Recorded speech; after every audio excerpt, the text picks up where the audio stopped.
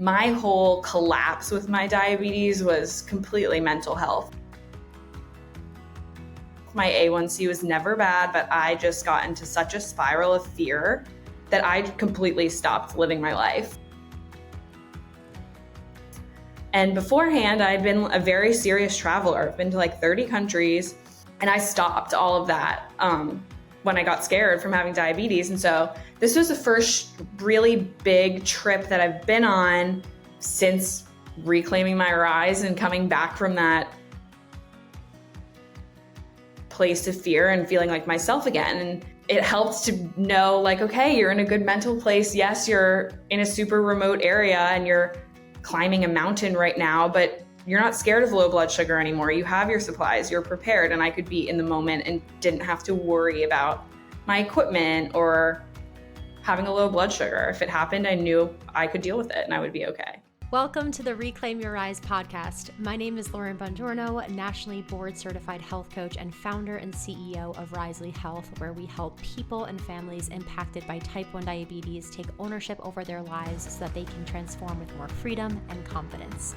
Everyone has a different reason to be here. You might be seeking knowledge, support, or community, but at your core, I know that you long for something deeper. You're here for transformation. And that's what the Reclaim Your Rise podcast is all about. A quick reminder before we start the show that nothing you hear on the Reclaim Your Rise podcast should be a substitute for personalized professional medical advice. Please always consult your physician or other medical professional before making any changes to your diet, insulin dosages, or healthcare plan. Heads up, everyone, and take out your calendars because I have an exciting announcement to make. Oh, I've been waiting to share this with you. So on Thursday, November 2nd, we are kicking off National Diabetes Awareness Month with, drumroll please, Rising Above T1D, a live virtual event for reclaiming your life with type 1 diabetes. I promise you, I am not just hyping this up. This event is going to be epic, and it's going to bring us all together from all over the world, all stages of diabetes, family, friends, caregivers, healthcare professionals. Spread the word because everyone is welcome and it is going to be a party, I promise. My in-studio co-host this year is Neil Greathouse, otherwise known on social media as The Beaties, and whom is also a coach on the Risely team. I want you to think of this as 90 minutes of like diabetes reality TV, where for a night, diabetes doesn't have to be clinical and doesn't have to be dry and it doesn't have to be boring, but it's going to be something that combines community and connection and passion and energy and education and celebration and real conversations with an all-star guest panel and plenty of giveaways with a few surprises in store throughout. I see this truly as one of the most important things that the Risely team and myself do all year because it's a chance for all of us to really come together and remind ourselves and each other that yes, diabetes is a challenge we didn't choose, but it is one that we can rise above. So Rising Above T1D is free to attend, but you need to register. So use the link in the show notes below to save your spot. And I also want to encourage you today to share that link with at least 3 people that you know would want to know about the event. It can be on social media, LinkedIn, through email, through text message, but go ahead, sign up yourself, and then share the love with everyone else. All right, guys, see you there. Okay, I want you to imagine yourself getting diagnosed with type 1 diabetes and the following 3 things happening. 1, you were discharged from the hospital after just 2 hours without receiving any education, only a diagnosis. 2, you are sent to the pharmacy to pick up insulin, but you're not taught how to use the insulin, or you're not given any rates or ratios to follow. And 3, just a few days later, you leave for an 8-month study abroad trip to Barcelona and hope for the best. This is the experience of today's guest, Nicole Trone, who was diagnosed with T1D in 2018, but whom I first met in May of 2022 when she came to us to go through Risely's Decide and Conquer group coaching program, our 12-week program that we run for women with type 1 diabetes. Now, when I first met Nicole, she had extreme low blood sugar anxiety that stemmed from an experience that happened the night before she got engaged, a story that you'll hear about in a little bit. She was paralyzed, and I mean paralyzed and so stuck not being able to build trust with her body's patterns. She was being dismissed by her care team as doing fine on paper by A1C standards, all while diabetes was taking up so much of her mental space and energy that she told me the first time we met, I can't even start planning my wedding. That is how debilitating my relationship with diabetes is. Now, today, only a year and a half later, Nicole is a completely different person. You literally can't make it up. You're going to hear day and night complete 180 flip, maybe one of the biggest transformations I've ever seen from a mindset perspective coming out of a Risely coaching program. This is a must listen to episode and one that I really want to ask and encourage you to share on social media, on LinkedIn, whoever you think could benefit from it. More people need to understand the importance of a diabetes approach that includes education, mindset, and community. And Nicole's story really summarizes that in a nutshell. Oh, and I don't want to forget, we also talk about her new diabetic alert dog puppy and the fascinating way that diabetic alert dogs are trained. She goes through the whole process. It's very, very interesting. But anyways, let's get started. Without further ado, help me welcome my guest today, Nicole Trone, and let's rise. Nicole, welcome to the show. Thank you so much for being here with me today. I'm so giddy. I'm like really excited for this. Oh, thank you for having me. Me too. I feel like we're going to have to streamline this conversation, or we could easily talk probably for like hours and hours and hours. Yeah. It could be, we could have a spin-off show. I know it. It's like After Dark with Lauren and Nicole, where we talk about all the things. I think there's such a unique bond that I think a lot of like the New York City Risely alumni have, because we see each other in person, not like so often, but often, that Yeah. I'm just like so comfortable with you. And I know I've made you, not like made you, but we've been in situations where I have, had you share your story a lot of times. So when I was asked you to be on the podcast, I was like, can you just tell it once more? Yeah, I'm an oversharer, so it works. You are. And I actually, I didn't realize that about you in the beginning. Like you would say that, but then some of the meetups that we're at, I'm like, oh, she is an oversharer, but like everyone loves it because you just lay it all on the table. Yeah. So, all right, let's get started. Let's jump into it. Nicole, can you share a story of a time that you reclaimed your rise with type 1 diabetes? Yeah, I have a recent one. Originally, I wasn't sure what I was going to say because I feel like you have a lot of people on the show that are doing all these crazy big things like the stunt double and things like that. I don't have an out of the ordinary life. So I was really worried about what I was going to say at first, but I was just traveling, which kind of lended itself to, you know, being out of your routine and eating a bunch of food you don't normally eat. I was in the Middle East, so it was very hot. I was in very remote areas. And my whole collapse with my diabetes was completely mental health. My A1C was never bad, but I just got into such a spiral of fear that I completely stopped living my life. And beforehand, I'd been a very serious traveler. I've been to like 30 countries, and I stopped all of that when I got scared from having diabetes. And so this was the first really big trip that I've been on since reclaiming my rise and coming back from that place of fear and feeling like myself again. And it helped to know, like, okay, you're in a good mental place. Yes, you're in a super remote area and you're climbing a mountain right now, but you're not scared of low blood sugar anymore. You have your supplies, you're prepared. And I could be in the moment and didn't have to worry about my equipment or having a low blood sugar. If it happened, I knew I could deal with it and I would be okay. I wish we could. I wish we were advanced and had the high enough production to cut back to a year I and a know. half ago when I first met you. And we were over Zoom and you were literally crying, saying that you couldn't go for a walk with your fiance around Central Park without like having an anxiety attack because you were that afraid of a low blood sugar. Yeah, it's crazy. I think I'm a different person. And when I think about that time period, it almost feels like it wasn't me. Like I feel like it was an out of body experience, like a glitch in my life because I just had such a long period of not feeling like myself. And when I think back to it, it's like I can talk about it, but I feel a little bit distanced from. I'm like, am I just talking about this because I truly remember it, or is it I've just said it enough times now because it just is so not me? I almost feel like I don't even remember it. It's like all a blur. And that wasn't like 3 years ago. That wasn't 5 years ago, not 10 years ago. No, That it was was last year. literally Yeah. like this time. I mean, May, you came in the DCB program, May 2022. So a little over a year ago.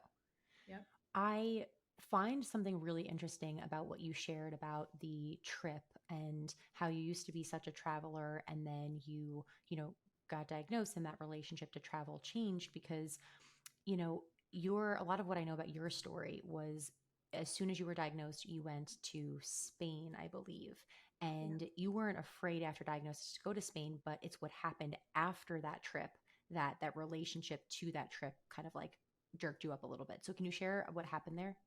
Yeah, so I was diagnosed in a super strange way. The abbreviated version of it basically was I went to the hospital and then I went home. Like 2 hours later, I never got checked into the hospital, didn't get any diabetes education at all. I just got sent straight home. So I never thought of diabetes as being that big of a deal, I guess. Also, I was so undereducated. I mean, I knew nothing about diabetes, so I was just completely ignorant. But I didn't think of it as being that much of a hindrance to my life because it didn't seem that way. I was only in the hospital for an hour. Like I've been in the hospital longer for much less significant things. So I was like, I'm going to go to Spain. Like 2 days later, I went to Spain to study abroad. I was there for a long time and completely just like didn't think about diabetes at all because I just thought you didn't have to. I like didn't know you were supposed to take insulin before you ate. I was taking it after. I was not taking different insulin depending on what I was eating. It was like shooting up a full syringe, etc. But I was so happy. Like I was so happy to be abroad. I didn't have, thank God, any big incidents, no severe lows. I don't even know if I had a low, like no severe highs that I know of. I wasn't on a Dexcom either at the time. So I was just completely, my life was unchanged. And it wasn't until probably, I would say, like close to 2 years after my diagnosis that I realized how scary diabetes can be. I had a really, really bad low and it broke me. Like I completely snapped. I became a totally different person because I realized insulin can kill me. So why would I want to put it in my body? And also, I have to survive. So it created this loop of just being terrified of insulin, which is a really scary place to be when you need it to survive. Really well said. And I've always, it's hard to explain to somebody who doesn't have type 1 diabetes that like the amount of insulin that can kill you or Yeah. like it is so small. It's a little droplet and it's just like, it's wild that we just get to decide every day and guess how much insulin we should give for this. And there's no, exact administration of how much we need to take on a daily basis. Yeah. Especially doing that with no education. I mean, literally no education. I don't even think I knew. I could not have at that point in time, like I couldn't have even ballparked how many carbs were in a slice of bread for like the first 2.5 years of my diagnosis. Like I had no idea that you were supposed to do that. I just didn't. Not to call them out, but like I need to know, what hospital was this? It was Overlook in Summit, New Jersey, which is pretty good hospital. It's like New York City area hospital. Like I don't live in the middle of nowhere. And what do you know, like, have you figured out since then, like, is that the normal experience when somebody gets diagnosed with type 1 or like, why was that your I don't experience? know. I know part of it, at least what they articulated. This is another thing that when I think about it, it's like, are these real memories or have I just said it enough times now that it's like, because I just feel so disassociated with the whole experience at this point. But basically, I went in there and I was not in DKA. So I think that that was a big component of it. I wasn't like rushed to the emergency room. I felt totally fine. I walked in there myself.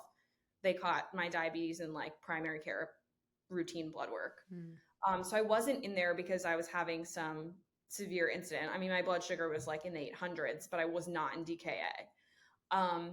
So that was probably part of it. I think the bigger part of it was that because this was right around Christmas, it was Christmas Eve or like the day before Christmas Eve. They had kind of said something along the lines of like not wanting to keep people in the hospital unnecessarily because it was the holidays and they were a little bit understaffed because they were giving people off over the holidays.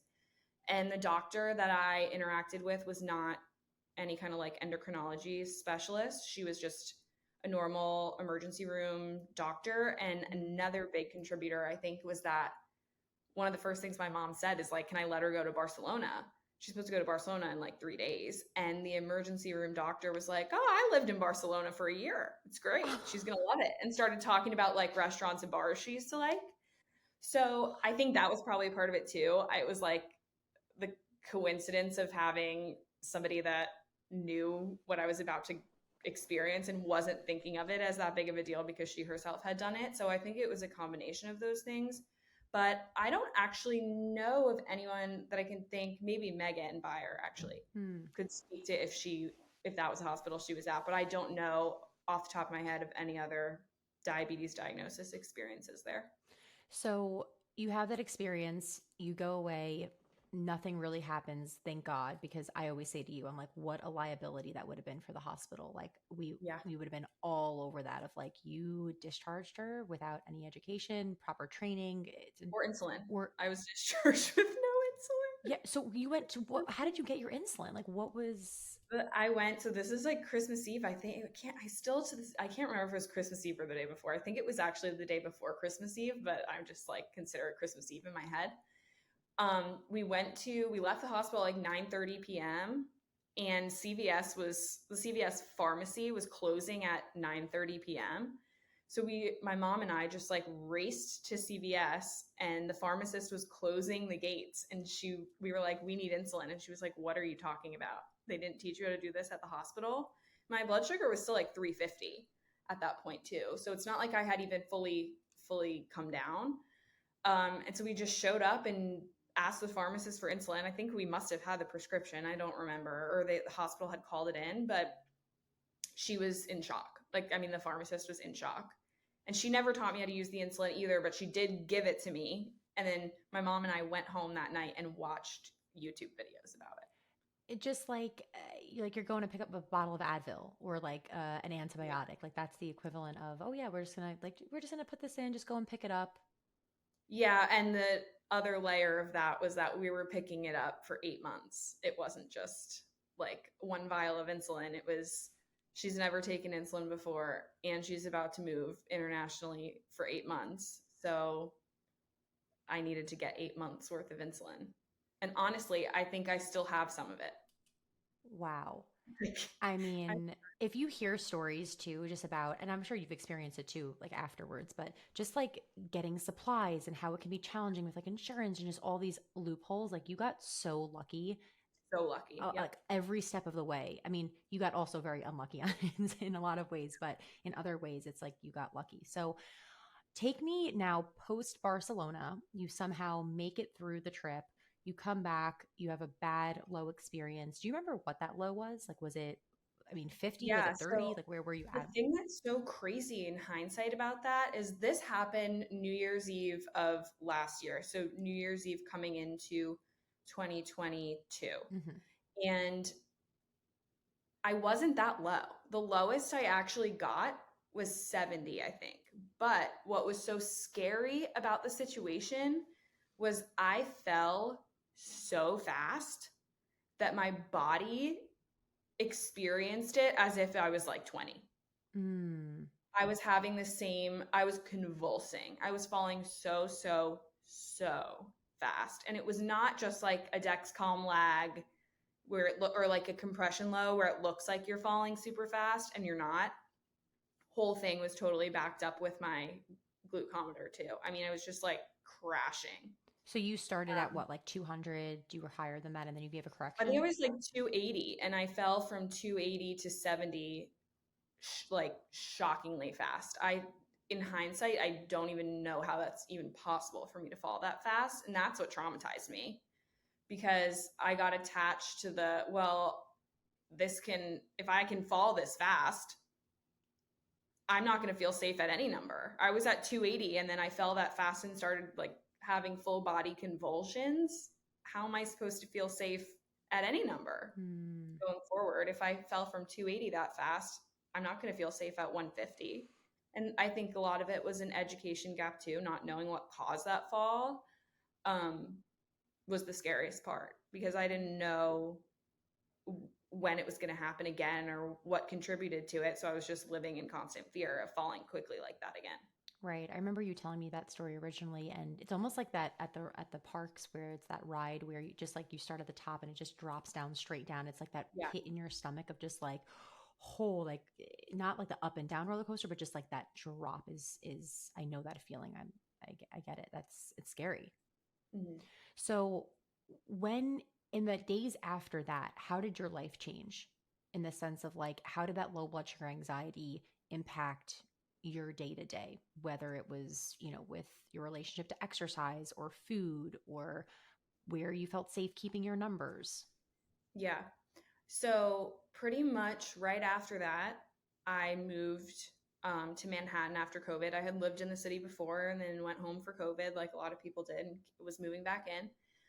So my fiance and I moved to Manhattan, and there's a lot more walking, and I felt like I was like immobile after that because I think like 2 months had passed between when that low happened and when I moved, and I felt like I couldn't go anywhere because going somewhere here is walking, and I was plummeting like 100% of the time, or at least what I was considering plummeting at the time, which in hindsight probably wouldn't be that scary to me today, but coming off of that low was terrifying because I was just waiting for the shoe to drop.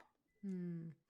And you have a really unique experience because a lot of people who have diabetes and a fear of lows, they'll keep themselves running. Like we've had plenty of other clients where we've had to help them get from, 250 feeling like a safe number to, 150 feeling like their safe number. But for you, you were operating at like 75% time and range. So like from the Yeah. looks of it, and I'm sure when you went to your doctor, like everything looked great on paper, but so how were you able, like what were you doing? Were you just like staying away from carbs? Like what were you actually doing? Yeah, I was staying away from carbs. And I was I was definitely cutting back on insulin rather than, I guess I was trying to run myself high, but I was just cutting back on insulin. So I would consciously know, like, okay, if I need to take 3 units for this meal, I'm only going to take 1.5. Hmm. But I was eating lower carb in general. So I think the result just wasn't me running that high. It was me running a little bit high, but not super, super high all the time. But I would run myself super high if I knew I had to walk or something after the fact. I would do that, just not when I was at home. Right. So it was just this constant thinking all the time of I'm not sure what's going to happen, but something could happen. So let me just err on the side of on the side of caution and not eat carbs, not have a lot of insulin on board. Like that was your strategy. Yeah, it sounds absurd to say, but my mentality at the time was like I was waiting to die at any second. Like that's how I felt. Like I just felt like I was going to collapse and die at any second. And it was irrational.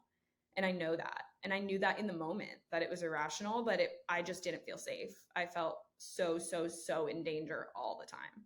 And I'm sure a lot of it too was I had long COVID at the time and I had just moved and there was just a lot going on in my life at the time as well. I don't know how I would have handled that if I was in a more stable situation otherwise, but I mean, it was so irrational. I snapped mentally. Mm. So how did that you were newly engaged at that point? Like how did that impact your relationship and like that process? I know the answer Yeah. for this, but I want you to share So it. it's so interesting because my bad low happened the night before I got engaged. I think that's a big part of the hormones that were involved. I knew I was getting engaged at 7 a.m. the next morning as I was falling. And so I'm sure there was a lot of like hormonal adrenaline stuff going on that maybe I wasn't totally aware of at the time. But yeah, I got engaged literally the morning after I had that life-changing low.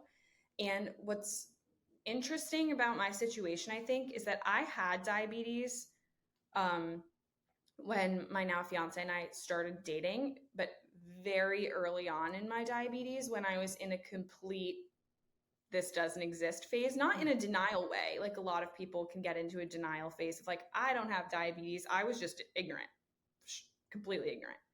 So I was totally fine. I was completely happy. Diabetes didn't bother me at all. After I got home from Spain too, my A1C was never that bad either. So I was like pretty under control and just not really thinking about it. And just, I think got lucky floating along and was happy. And then I think people in my life, not just him, but obviously he had to deal with most of it because we were living together. But I think he and everyone else around me, they were so confused where it had come from because I think they would have expected that I would have been not okay in the beginning, not totally fine for the first 2, 3 years, and then all of a sudden being terrified. They couldn't wrap their heads around, like, you've been fine for the last 2 to 3 years. Why all of a sudden is this happening? And it's hard to explain the mentality of having a scary incident like that to someone that will never have to have one. This episode is brought to you by Omnipod.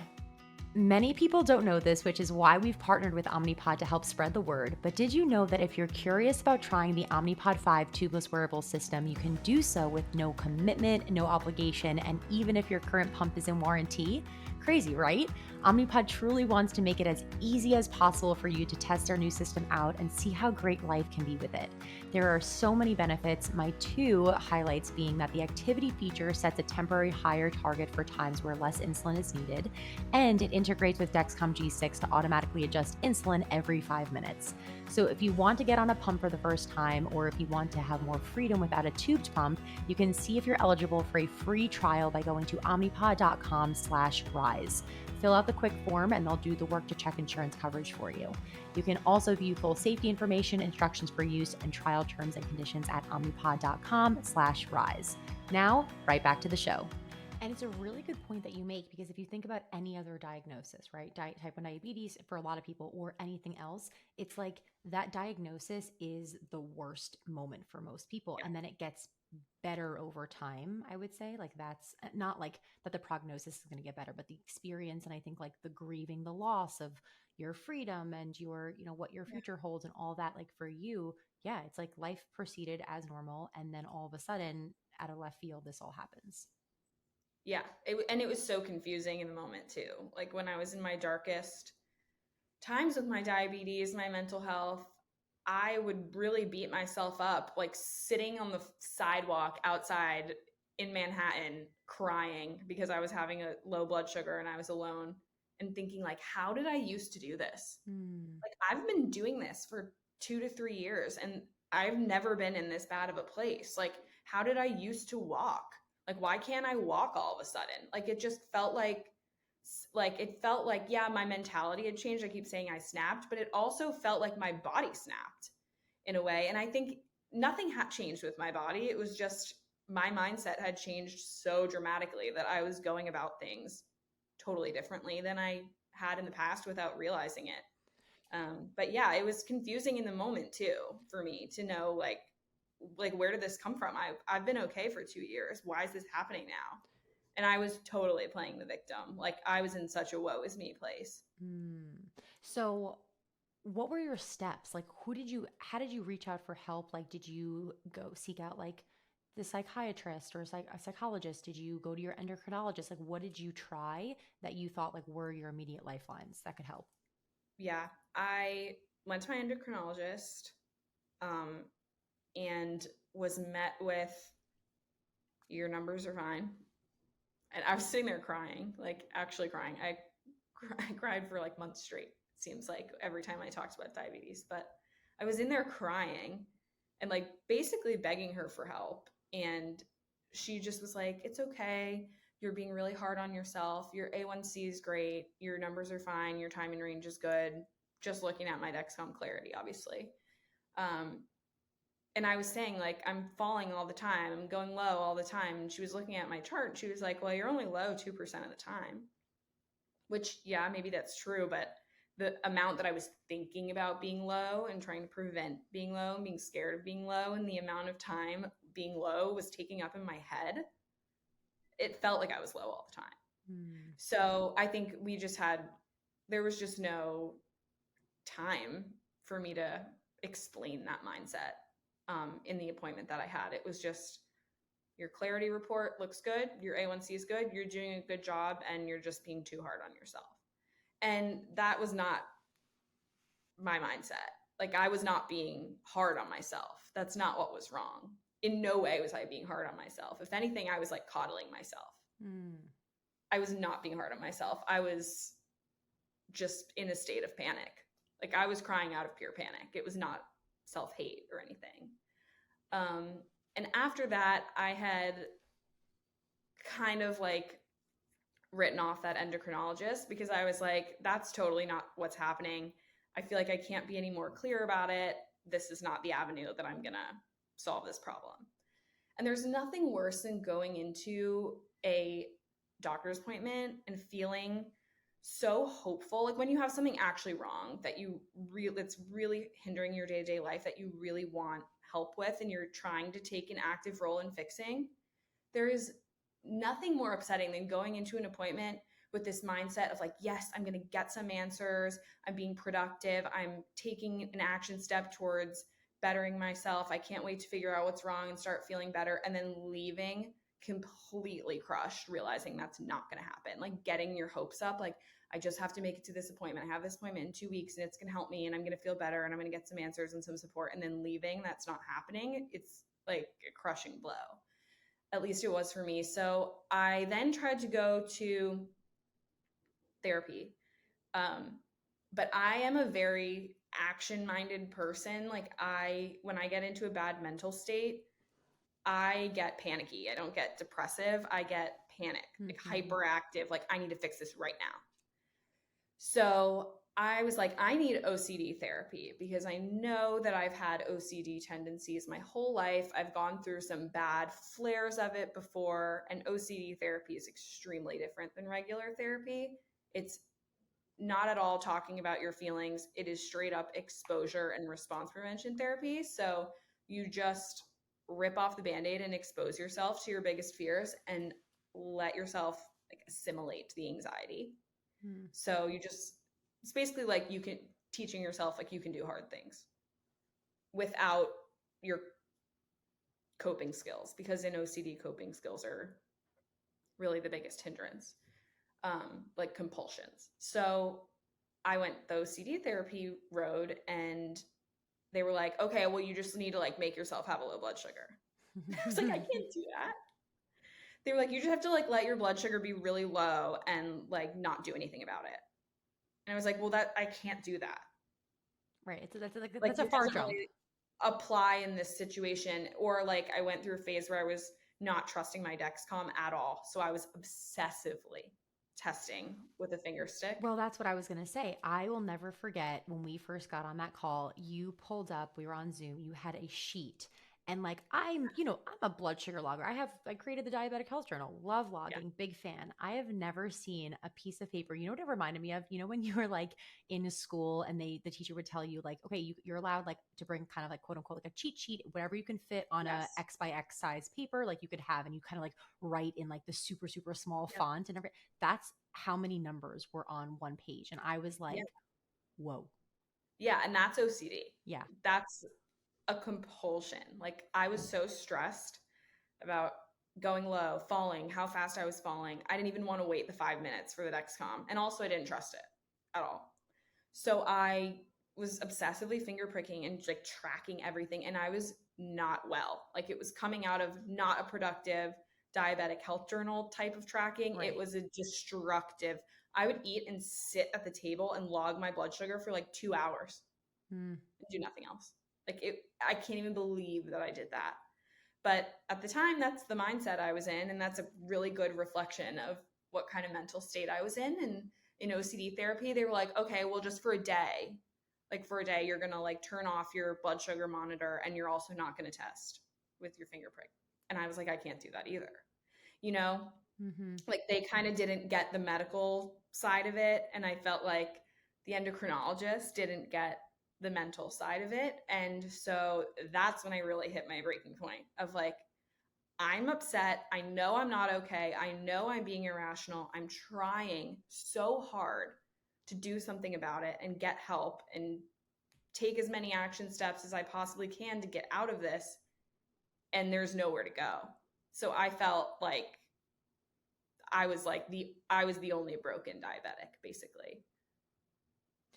Well, what I'm hearing too from all of this is that you recognize that you had a problem and you couldn't find the solution. So the solution that you were providing yourself was just out of the only tool that you had, which was just data, because you are a data person, like even in like your job, right? Like you are, okay, everybody really quick. So Nicole is like, anytime that she helps like organize like a New York City, like meetup or whatever, she's like, send it to me in a spreadsheet, like just like give me a spreadsheet of it. And I'm like, this is how Nicole like speaks. This is her language in spreadsheet terms. Yeah. So that was your default, but like that doesn't work because it's only like, it's not moving the needle forward. It's only kind of like maintaining and meeting yourself where you are like in that moment, but it's not helping progress or create any type of change for the next day. Would you agree? Yeah, it was making things worse for sure. Because not only then was I not doing anything to help myself or get better, I was fully disengaged from everything going on around me. Mm-hmm. Yeah. Like I even got to a couple nights where I was like, I have to stay up all night and check my blood sugar. Like I can't sleep. Right. Like I wouldn't even let myself sleep. Like and I can't even believe that because that's so not me. And when I talk about that, it doesn't feel like it was me, but it was. It's like a reflection of how bad of a mental place I was in. So in 1 year, you do a complete 180. What happened? How? Everyone's on the edge of their seat being like, well, how did you shift from that place to a different place? Yeah, I think that I was talking about diabetes so much out of stress because I'm an oversharer that my phone like heard me talking about diabetes so much. Uh-huh. And prior to this phase, I had never consumed any type of like diabetes content at all. In my first phase, I was totally ignorant. My steady state phase before my anxiety, I just like didn't want to hear about diabetes. I was like, I'm fine. I don't, whatever. I was not seeking out diabetes content. Right. All of a sudden, when I'm going through this bad mental phase, I started on my Instagram Explore tab getting fed diabetes content out of the blue. And so I am convinced it's because my phone heard me talking about it and was feeding me diabetes content in the Instagram algorithm, and your page came up. Not the Risley page, your page. And I was just like watching all of your reels, I remember. And I was like, okay, I should like really think about doing this, but I'm not going to do it right now. And like a couple weeks passed and I was like seeing you post about the DCB enrollment coming up. And I was like, no, I should really do this. So I signed up. You did my enrollment call. I signed up with you. So I had talked to you on the enrollment call. And a couple weeks go by and I was kind of like, is this going to be worth it? Like, is this really going to change me? Like, I don't need community. That's kind of what I thought. I was like, these are all me problems. They're so unique to me. Other diabetics can go for a walk. Other diabetics are running marathons. Like, I'm having these problems. This is not a community issue. I need one-on-one help. But I joined the DCB. And so I was kind of having like maybe a little bit of post-purchase like anxiety about like, did I do the right thing?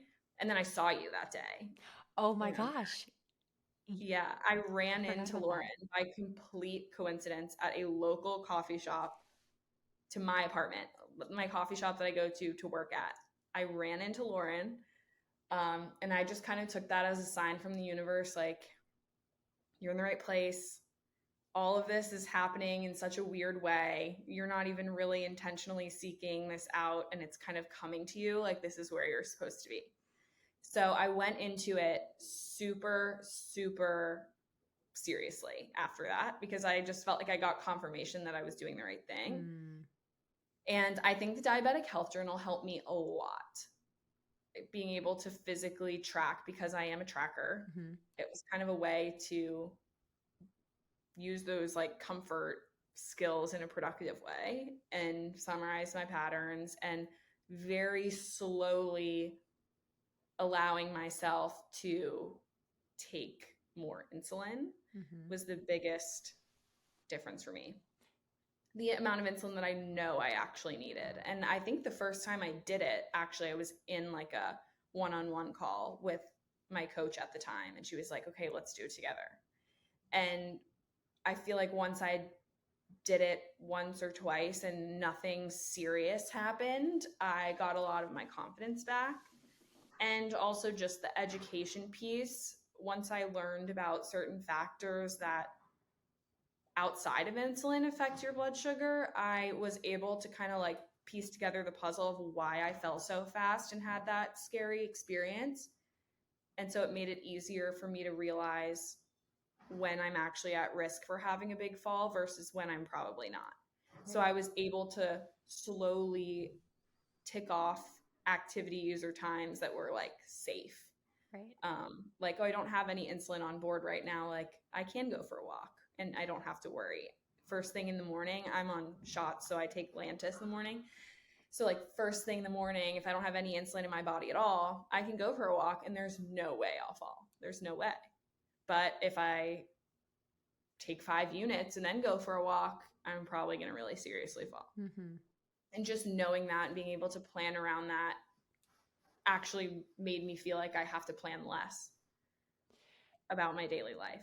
Like I feel like, okay, I know what's going to happen now. I don't have to like set aside 2 hours after I eat to wait before I go to my appointment because Right. I don't want to fall walking there. I know how to plan for things now. The way that I kind of think about it in my mind, and this happened for me as well, like watching everybody, you all go through the coaching and that same experience and trajectory, like it every time reminds me of what I went through because it goes from this place of like, just kind of like operating separate from your diabetes and just guessing and like not having predictability to I know my blueprint and I am just operating with my diabetes. And it goes through a phase of like, yes, putting in more time and more energy towards it. But like ultimately at the end, you get to have more freedom. Like I remember a couple months ago, you texted me or you DM me on Instagram a picture of you eating a bagel.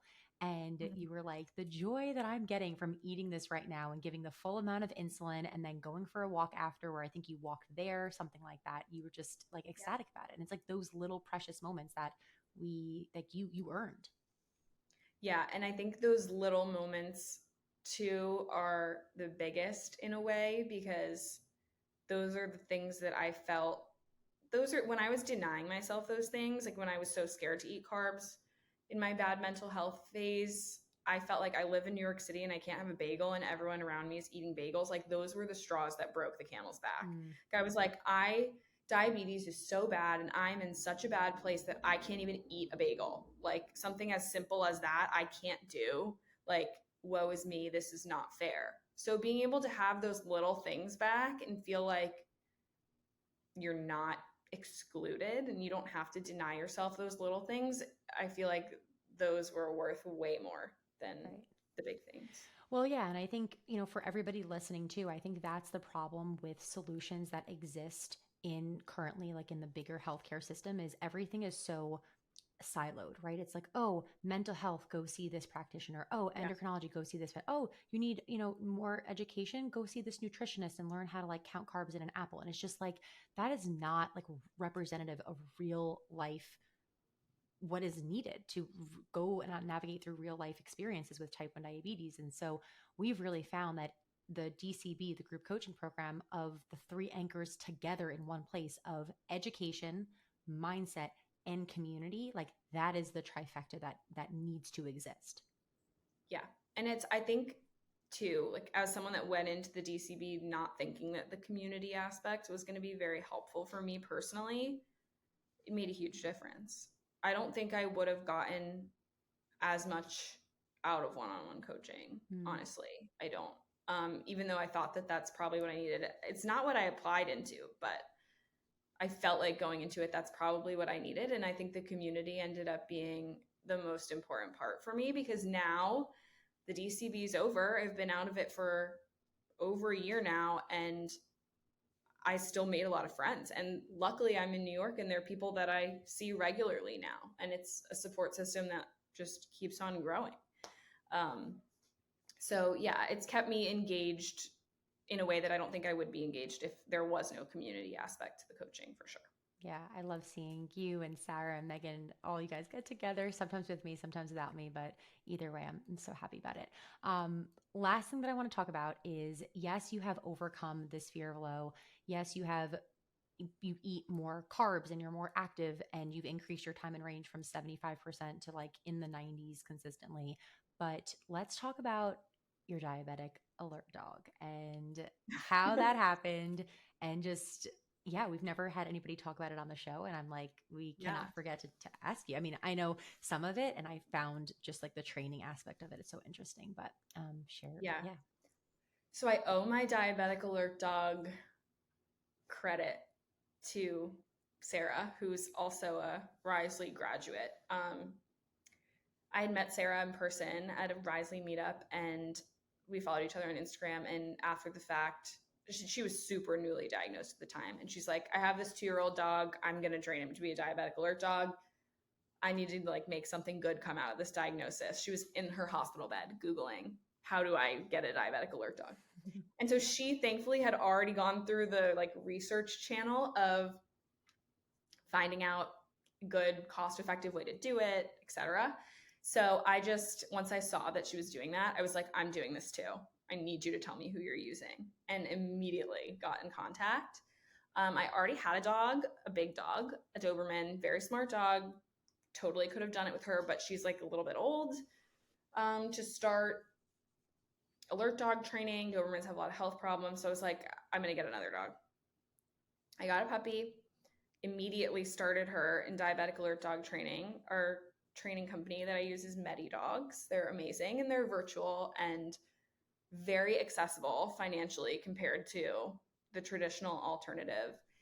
And it is just the craziest thing to watch my puppy, who started alerting and has never missed an alert, by herself at 7 months old. And she's still a puppy, so she's not well behaved at all. She's nowhere near public access yet. But it is crazy to see a puppy that looks like out of control all the time be so smart and aware that they can sense a low blood sugar just by smelling it. And I don't even feel my lows. So it's like crazy that she can do it and I can't. Can you share the 3 stages of training? Because I had no idea. Like, I was really just naive to the fact of like, how do you even train a dog to be alerting you with with your numbers? So share those 3 stages that you had shared with me. Yeah.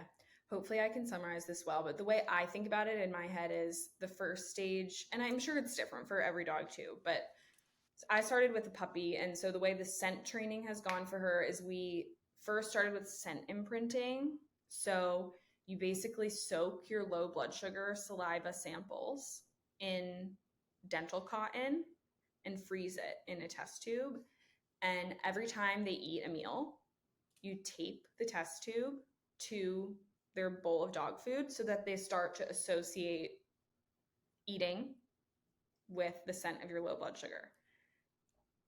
Again, my dog is super food driven. It's so much easier with dogs that are food motivated. Not all dogs are. So for a dog that's food motivated, their dog food is like their ultimate reward.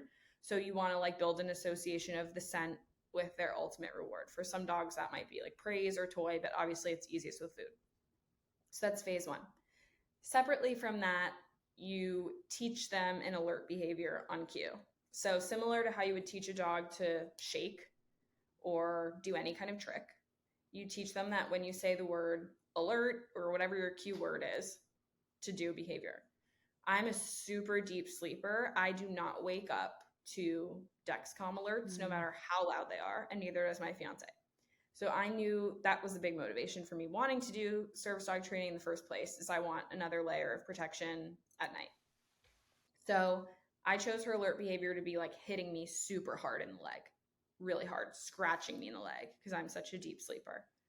So I taught her basically, I would say shake and then pull my hand away so that instead of her paw landing in my hand, it would land on my leg.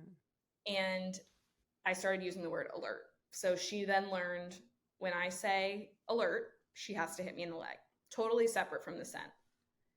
Then you start to put the scent and the alert together. So I would teach her to search for the scent. So after she was scent imprinted with the bowl, I would hide the test tube around the house and teach her to look for it. So I would hide her in the bedroom, open the door and say search. And when she found the test tube, I would just praise her like crazy. So to teach her, like, use your nose and seek out this scent, and you're going to get a crazy reward when you find the source of it. Once she started doing that regularly, I would wait for her to find the scent. And then before I would praise her, I would say alert, and she would hit me in the leg, and then she'd get extra praise. And then eventually they're smart enough to realize, like, oh, when I find this, she's going to tell me to alert. So you can just stop saying it and they'll do the behavior without the cue, because they like short circuit and they fast forward and they know what's coming next. So they just do it anyway. And then you move on to like on the body alerts. There's like little games you play in between to isolate like the actual low blood sugar scent from the scent of the dental cotton. You like use decoy tubes and all kinds of fun like little games for them to just teach them that, make sure they're going for the actual scent and not like looking for the tube or smelling the cotton or whatever. But yeah, and then eventually you can do on the body alerts. So same thing, most people, when they go low and they're live low, they'll look at their dog and they'll say alert and teach them like, I mean, they smell the smell. They say, the trainers say that dogs' scent is, I believe it's either 1,000 or 10,000 times human scent. Wow. So if you visualize, like if a human can see 1 mile, a dog can see 10 times that or whatever. So there's no chance that they're missing the scent. Any dog would smell the scent. It's just teaching the dog to do a behavior when they smell the scent. When they smell it. And so she's now at a point where every time it's on my body, she alerts right away. And she gets a big reward every time. And the next step will be nighttime alerts. And then high blood sugar alerts, because we're only doing low right now. So eventually it'll become such a innate behavior for them that they'll be able to wake themselves out of a deep sleep to alert you. And that's my ultimate goal. I want that more than the public access personally, because I want to feel safe going to sleep. Yeah, absolutely.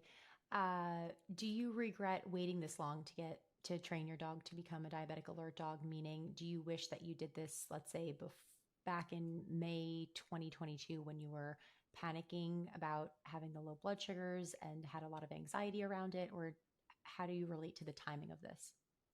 No, I don't think I like had the mental capacity to do it at any other point. I totally needed to like, get my mental health under control before I could do something like this, because in a way it's very passive. Like, they're animals and they're instinctual and they're so smart. It is a lot less effort than you would think. But at the same time, it requires a lot of patience and being level-headed and not melting down when they're not doing it right, especially because you are doing it yourself.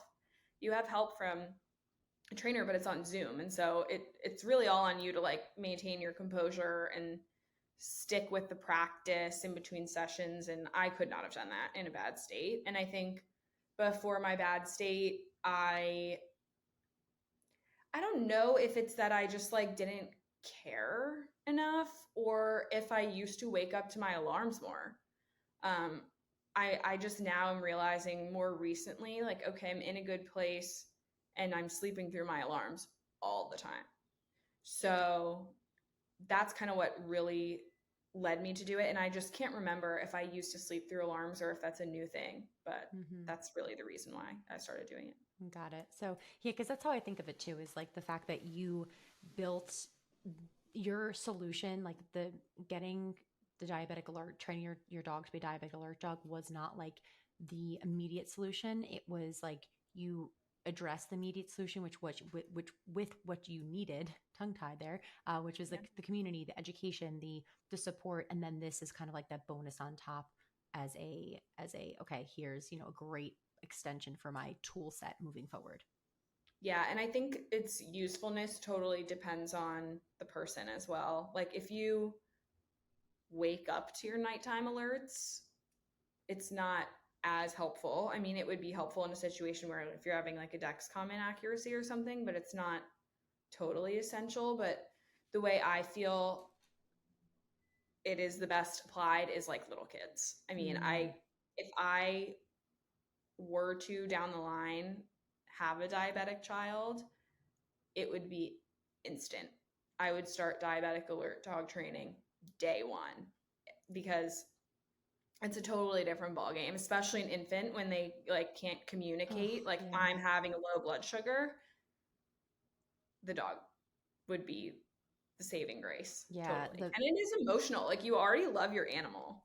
So to know that your animal can help you in this way is a super special bond. Yeah, absolutely. I know my heart goes out to all the caregivers who have toddlers that have type 1. It's just like, are they crying because they're low, or are they crying because they're just, hungry or tired or whatever it is? So, well, thank you for sharing about that with us. And for anybody interested, we can put some more information in the show notes below about the trainer that Nicole and both Sarah, our other alumni, uses.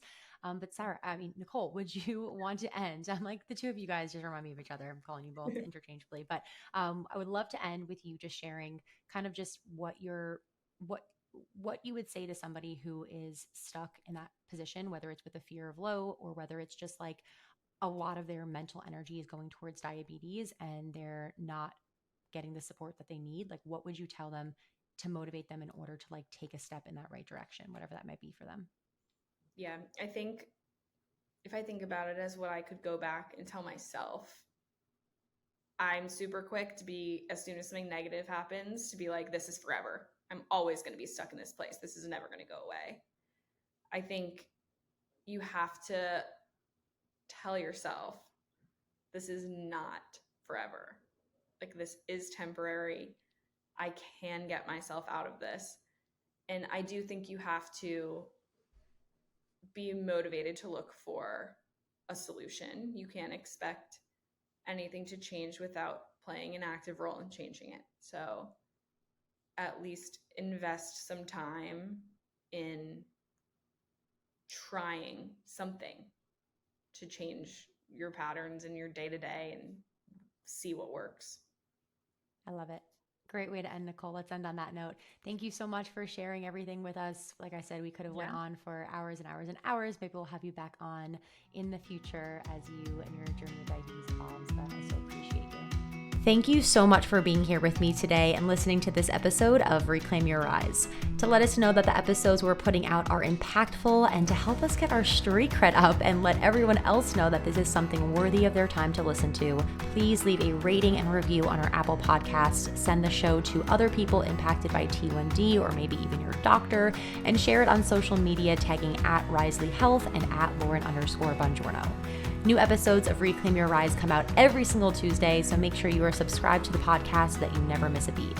Thanks again for listening, and as always, remember, diabetes is a challenge that we did not choose, but one that we can rise above.